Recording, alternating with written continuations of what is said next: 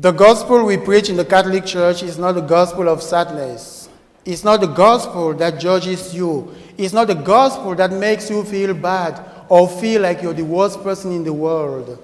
It's a gospel of joy, right? Are you afraid to answer? Yeah. I should be the one who should be afraid. Why? All of you are looking at me and expecting to hear what I have to say. So you should be the one to answer without fear. The gospel we preach in the Catholic Church is a gospel of love, right? Yes. It's a gospel of peace, right? Yes. It's a gospel of reconciliation, right? Yes. It's also the gospel that teaches us how to love other people, right? Yes. If all that we said is true, I will greet you and I will see if that gospel is a gospel of joy. You have to answer me with passion, with joy, and also make sure that you give me your very, very, very, very best smile. So we will try it. I hope we will just do it one time and we will not have to repeat it again because everybody is joyful, right? Yes. Good morning, church. Good morning, Father. One thing that I've learned coming to St. Patrick is that people always sit exactly in the same places. They never change where they sit. If you see an empty spot, it means that there's a family that is not in church. And people who worship with us for the first time, they always hide somewhere there or they sit at the very back. Today, we celebrate the feast of the Epiphany. The word Epiphany means the manifestation of God. In this case, God is manifesting himself to the whole world. And we heard the story of 3 wise men. Why do we call these people wise men? We call them wise men not because they had a PhD in science, or not because they had a very huge bank account, or not because they had so much power, but we call them wise men because of the choice they made. They made the choice to worship Christ with all that they had. They had gold, they had frankincense, and they have myrrh. And they said, let us go and give this newborn king all that we have. In other words, they said, let's go and worship this Son of God. These people were not studying stars because they were trying to get the meaning behind every star. But they were looking for something that was deeper than the gold they had. They were looking for something that was deeper than the riches they could possess.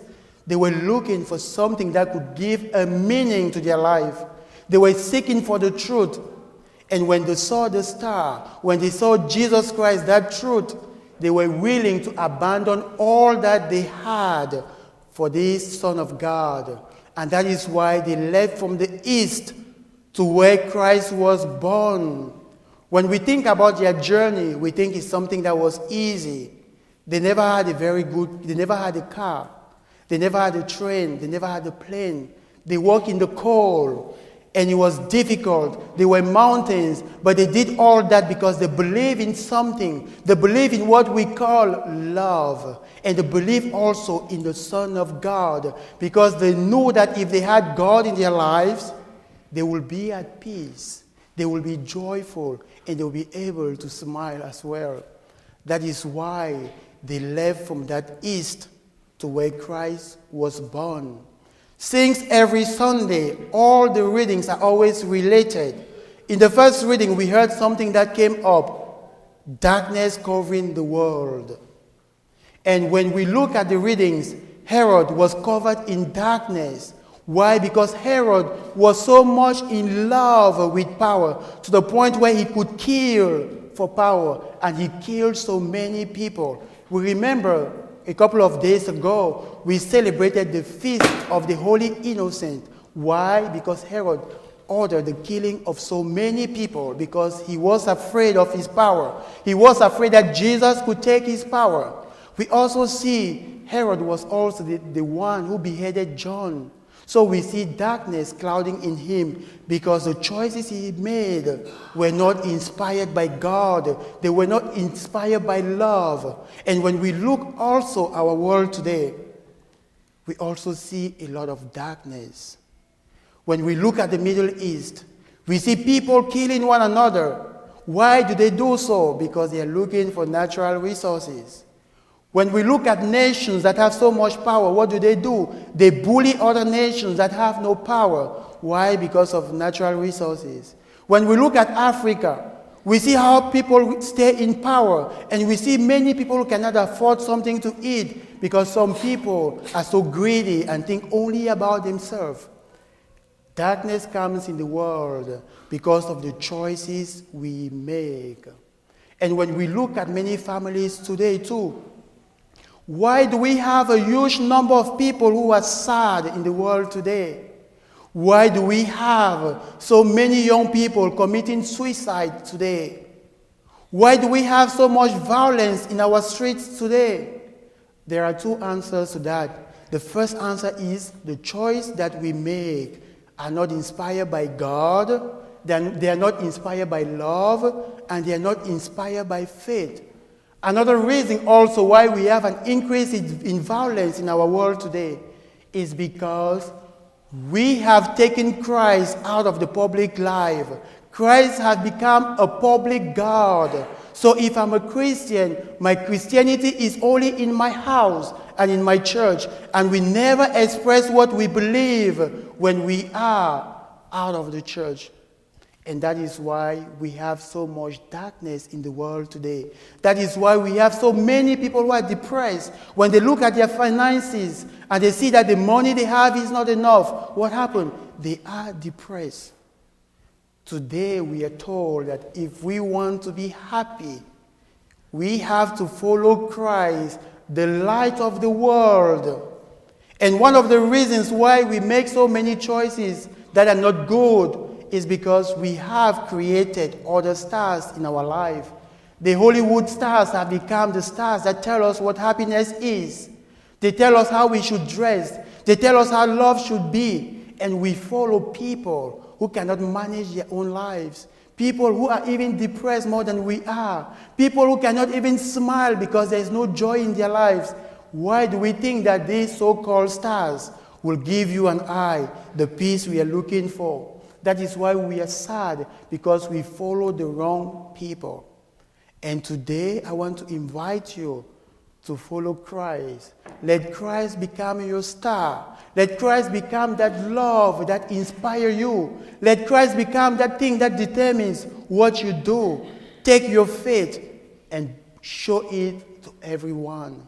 Do not be afraid of what you believe, my dear friends. There is hope in the world despite the darkness that we have. That hope can die if we Christians stop being Christian. We have to learn also how to be sincere as Christians, because when we come to church on Sunday, we have one face. And when we leave church, we put on another face. We smile from outside while we hate from inside. We say, nice to meet you from outside, while inside ourselves we say, I hate talking to you. We have, my dear friends, we have to try to love God. We have to try to follow God, my dear friends. What is impossible from that? What can God not do for you? If God is all powerful, why are you therefore depressed? If God is all powerful and is the star in your life, why are you always filled with sadness? If God is the love that shows you what to do, if God is the example in your life, why can't you forgive your husband or your wife? Let us take Christ with us when we go home, and let us look at each other with love in the eyes and with sincerity. Now I have a few words for young people like me. Why do we always talk back at our parents? When our parents tell us to do something, we always talk back at them. Why do we do that? Because our parents tell us whatever they say it because they believe in love and because they love you. And you are in the world today because your parents love you. So you ought to obey your parents because your parents are the star in your family. They are the one to lead you to Christ. And to you, parents, I'm talking to you too. Do not close your ears. Dear parents, you are supposed to be the light in your family. If you, as the light of the family, you do not pray as a family, you do not forgive as a family, how do you expect your kids to become the light for the world?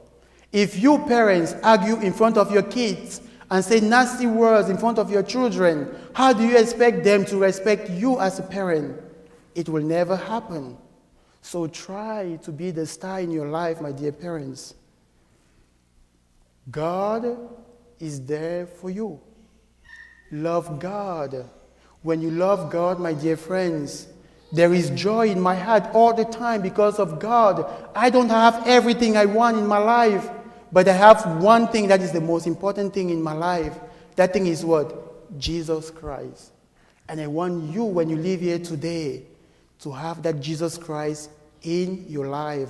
We had the 3 wise men, when they met Jesus, what happened? They went through another road, meaning that they changed their lives.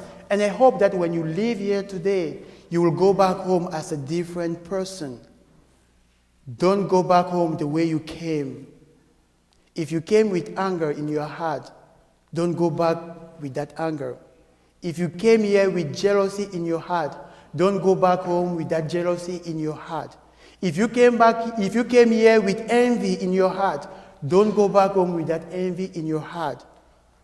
Let it go and create a space for God and for His love.